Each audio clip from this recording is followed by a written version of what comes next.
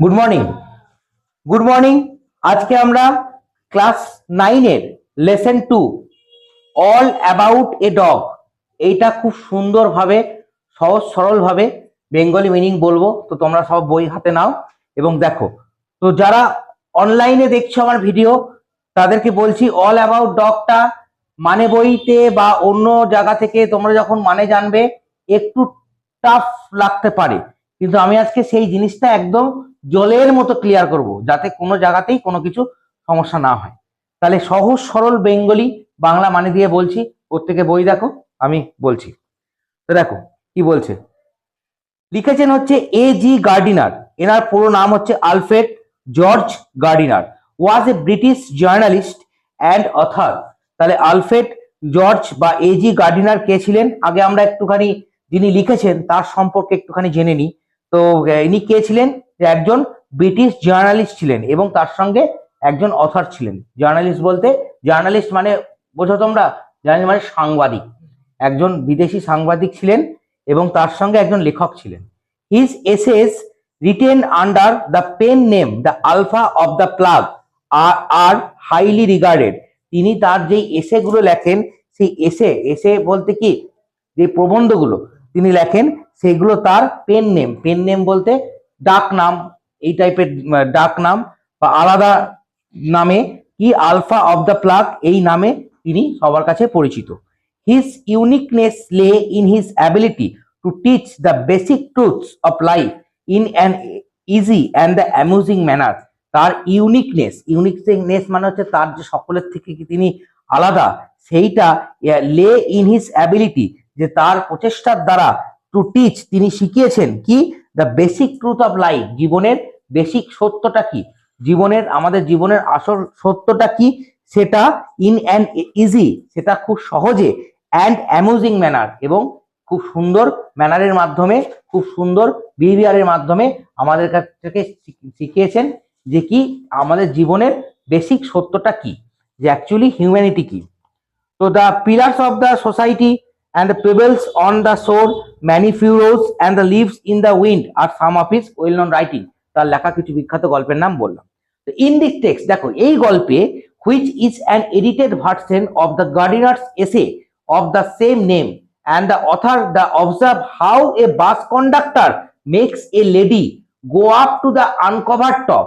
তো এই টেক্সটে আমরা প্রথমে যেটা পড়ছি সেইটা হচ্ছে edited version all about the dog, এটা হচ্ছে আসল গল্পটার নাম, সেখান থেকেই এডিট করে এখানে কাটছাট করে এই গল্পটা দেওয়া হয়েছে।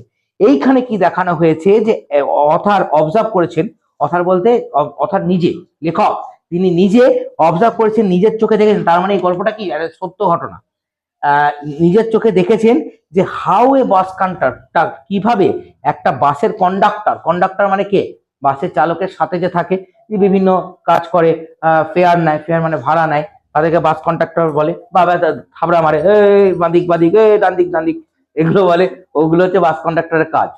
তো যাই হোক, বাস কন্ডাক্টর একটা লেডিকে go up to the uncovered, বাধ্য করেছিল কোথায়, আনকভার্ড মানে ছাদ নাই, ঢাকা, আনকভার্ড টপে of a double decker bus.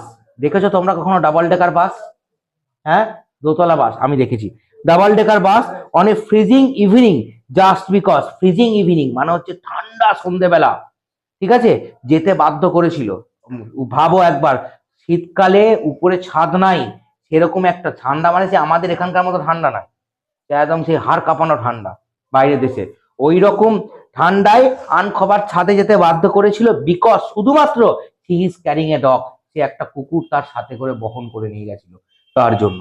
while watching the incident, এই ইনসিডেন্টটা দেখে and its reaction among the other passenger, এবং সেটা ইনসিডেন্টটা দেখছিল এবং আদার্স প্যাসেঞ্জারের বক্তব্য, কি রিয়াকশন, কি প্রতিক্রিয়া, রিয়াকশন মানে হচ্ছে প্রতিক্রিয়া, and the author wonders the whether rules should be tempered with goodwill, যেটা অথার কি করে ওয়ান্ডার্স করে, যে এটাই যে রুলসটা অতি অবশ্যই কেমন হওয়া উচিত, গুড উইলের উপর টেম্পার্ড হওয়া উচিত, গুড উইলের উপর হওয়া উচিত, and in order to make them the more human, এবং সেটা যেন একটু হিউম্যানের থেকে, মেক দেম মোর হিউম্যান, হিউম্যানের থেকে একটু দেখা উচিত, হিউম্যানের ব্যাপারে একটু ভাবা উচিত, মানে রুলস এমন হওয়া উচিত নয় যে হিউম্যানের থেকে বড় নয়, রুলস করো, রুলস হওয়া উচিত, কিন্তু সেটা মানসিকতার বাইরে যেন না যায়। তাহলে রুলস হওয়া উচিত, ভালো হওয়া উচিত, কিন্তু সেটা মানুষের বাইরে যাওয়া একদমই উচিত নয়।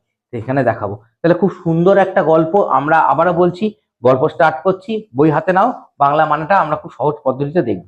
দেখো, আই ওয়াজ ট্রাভেলিং, কেন আই বললো? বিকজ এটা যিনি লিখেছেন তিনি নিজে চোখে বিষয়টা দেখেছেন, নিজের চোখে রিয়ালাইজ করেছেন এবং আমাদেরকে সেই বক্তব্যটা বলছেন। I was travelling in a bus, কি বলছে? আমি বাসে করে ট্রাভেলিং করছিলাম, কোন একটা সময় আমি বাসে করে ট্রাভেলিং করছিলাম। ইট ওয়াজ বিটারলি, যারা প্রোনাউন্সিয়েশনের প্রবলেম তারা পেন্সিল নেবে, আন্ডারলাইন করবে। Bitterly, bitterly cold night, bitterly মানে তিক্ত, কনকনে, হার্সলি মানে প্রচন্ড ঠান্ডা, নাইট রাত্রেবেলা ঠান্ডা। And even at the far end of the bus the east wind cut like a knife. Even এমনকি অ্যাট দ্য ফার এন্ড, একদম শেষ থেকে, অফ দ্য বাস মানে সে বাসের একদম শেষে কি হচ্ছে? East east wind, east wind মানে হচ্ছে পূর্ব দিকের হাওয়া, কি করছিল? কাট লাইক এ নাইফ, মানে গায়ে লাগছে মনে হচ্ছে যেন নাইফের খোঁচা মারছে, এত হাড় কাঁপানো ঠান্ডা। বুঝতে পারছিস? ঠান্ডাটা এমন ঠান্ডা যে ঠান্ডাটা মনে হচ্ছে যেন চাকু দিয়ে চাকুর খোঁচা মারছে। তার মানে কিরকম প্রবল ঠান্ডা একবার বোঝ। ঠিক আছে, সেই রকম ঠান্ডা। And the bus stop and two women, bus naturally যেরকম তার স্টপেজে স্টপ করে তেমনি বাস থামলো, স্টপ করলো। And two women and a man got in together and fill the vacant place. দুটো ওমেন, দুটো মহিলা এবং একটা ম্যান, একটা মানুষ গট ইন মানে চাপা, বাসে চাপা। এই গট ইনের আর একটা সিনোনিম হয়, সেটা হচ্ছে বোর্ডেড, এটা মানেও চাপা। বাসের মধ্যে চাপলো and fill the vacant place, vacant মানে হচ্ছে ফাঁকা জায়গা পূরণ করলো। ফিল্ড দ্য ভ্যাকান্ট প্লেস, যেটা বাসের যেটা সিট, ফাঁকা সিট আছে না, আমরা প্রথমে বাসে উঠে কি করি আগে সবসময় দেখি বাসে ট্রেনে উঠে কোথায় ফাঁকা জায়গা রে দেখি, সেখানে গিয়ে থেবড়ে বসে পড়ি। তাহলে সেই রকম। আর যদি আর কি করি, ও দাদা কোথায় যাবেন, কোথায় নামবেন, তার মানে ওখানেও থেবড়ে বসবো। তো সেরকম আমাদের ওটাই কাজ। তো সেটাই হচ্ছে যে বাসের মধ্যে ফাঁকা জায়গায় ওনারা পূরণ করলো। The younger woman carried a little picnic dog, একটা ইয়াঙ্গার ওম্যান, একটা যুবতী, একজন মহিলা, ইয়াং একজন মহিলা, তিনি একটা লিটল পিকনিক ডগ তার সঙ্গে ক্যারি করছিল। লিটল পিকনিক ডগ মানে হচ্ছে রোডেশিয়ান নয়, রোডেশিয়ান কাকে বলি? রাস্তার নেরি কুকুরদের, নেরি, ওটাকে মজা করে বলি রোডেশিয়ান। ঠিক আছে, ওই রোডেশিয়ান না, পিকনিক এক টাইপের ডগ, ছোট, খুব কিউট, একদম মানে ভেরি কিউট, ছোট একটা লিটল একটা পিকনিক ডগ সঙ্গে ছিল।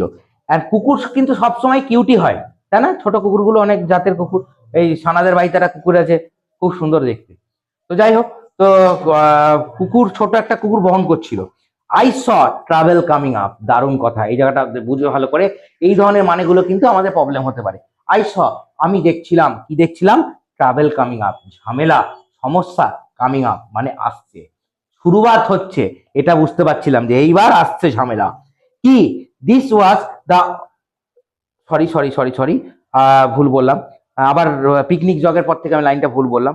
The conductor came in and took their fares, conductor সেখানে এলেন, এসে কি করলো? তার ফেয়ার্স নিচ্ছিল। ফেয়ার্স মানে হচ্ছে ভাড়া, ভাড়া নিচ্ছিল। Then his eyes rested on the bleary eyed dog, তারপর তার চোখটা কোথায় পড়লো? একটা ওই ব্রিডি আইড মানে খুব স্মল, ছোট ছোট চোখ, ঠিক আছে, ছোট ছোট স্মল চোখ, ঠিক অনেকটা এই পিগিস আই মানে ছোট ছোট অন্য অ্যানিমালের মতো ছোট ছোট চোখ। এবং সেইটা তার চোখটা গেল কোথায়? যে ওই কুকুরের দিকে। ব্রিডি আই মানে কন্ট্রাক্টরের সঙ্গে কুকুরের চোখের আই টু আই কানেকশন হলো। আই স, আমি দেখলাম, ট্রাভেল কামিং আপ, সমস্যা আসছে, ঝামেলা শুরুবাত হচ্ছে, ঝামেলা এখান থেকে start up. This was the opportunity for which, এই লাইনটা ভালো করে দেখবো, this was the opportunity for which the conductor had been waiting, এটাই হচ্ছে একটা সুযোগ, এটাই হচ্ছে একটা অপরচুনিটি, যেটা কন্ডাক্টর কি করছিল?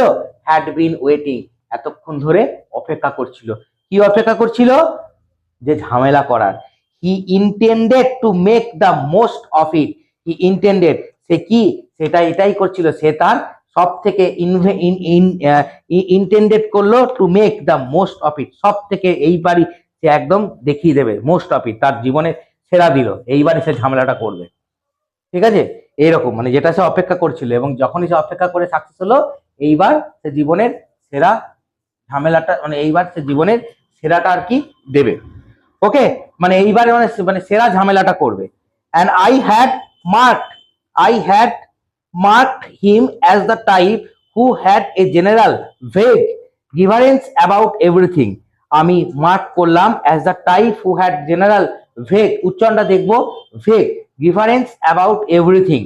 আমি তার দিকে তাকালাম, মার্ক করলাম, তাকে দেখলাম, ঠিক আছে, তার দিকে মার্ক করলাম as the type who had a general vague grievance about everything। Grievance মানে হচ্ছে অভিযোগ, জেনারেল ভেগ মানে হচ্ছে এক অস্পষ্ট অভিযোগ, অ্যাবাউট এভরিথিং সবকিছুর জন্য অভিযোগ তার উপরেই, এইটা আমি অনুভব করলাম।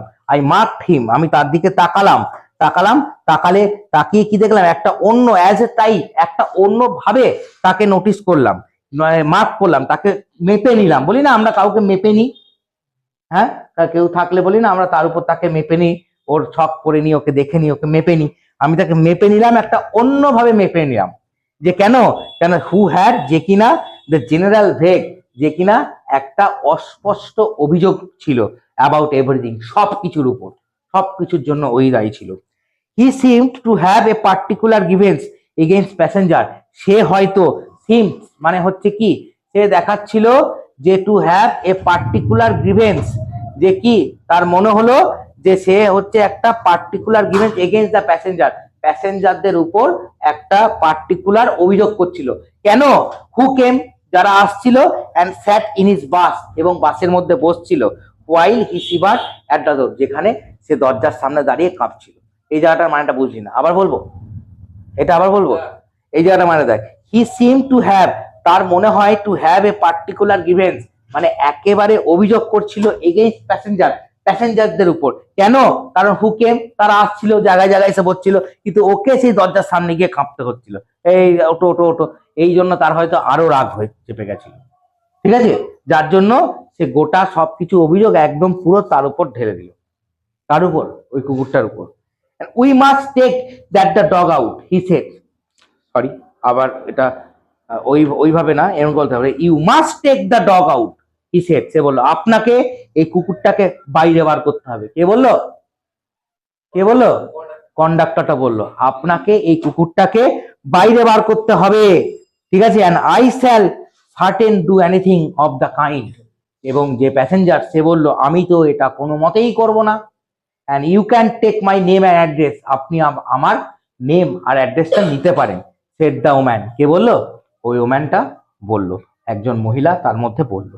And she had evident expected the challenge and knew the reply, সে মোটামুটি এই ব্যাপারটা এক্সপেক্টেড করেছিল, যে হ্যাঁ জানে যে এই চ্যালেঞ্জটার সম্মুখীন আমাকে হতে হবে, এই চ্যালেঞ্জটার সম্মুখীন আমাকে হতে হবে, যে আমি কুকুর নিয়ে বহন করছি, একটা ঝামেলা আমাকে মুখোমুখি হতে হবে, সে এটা জানে, যার জন্য সে উত্তরটা জানতো যে কি উত্তর দেবে, তাই বলতো যে তাই বললো আমি কোনো মতেই নেবো না, আপনি আমার নাম ঠিকানা যা নেবেন নিন, আমি উপরে যাব না। ঠিক আছে, আবার বললো you must take the dog out, that's my order, আপনাকে অতি অবশ্যই কুকুরটাকে বাইরে বার করতে হবে, কারণ এটা আমার অর্ডার। ওকে, যে ওর order, I won't go on the top of the bus in such weather, it would kill me, and said the man, মহিলাটা বললো আমি এই ঠান্ডায় উপরে যেতে পারবো না, সাচ ওয়েদার, এত কঠিন ওয়েদারে, কারণ ইট উড কিল মি, এটা তো আমাকে কিল করে দেবে, আমাকে মেরে ফেলবে, এত ঠান্ডা, আমি এখানে যেতে পারবো না। লেডিরা বললো।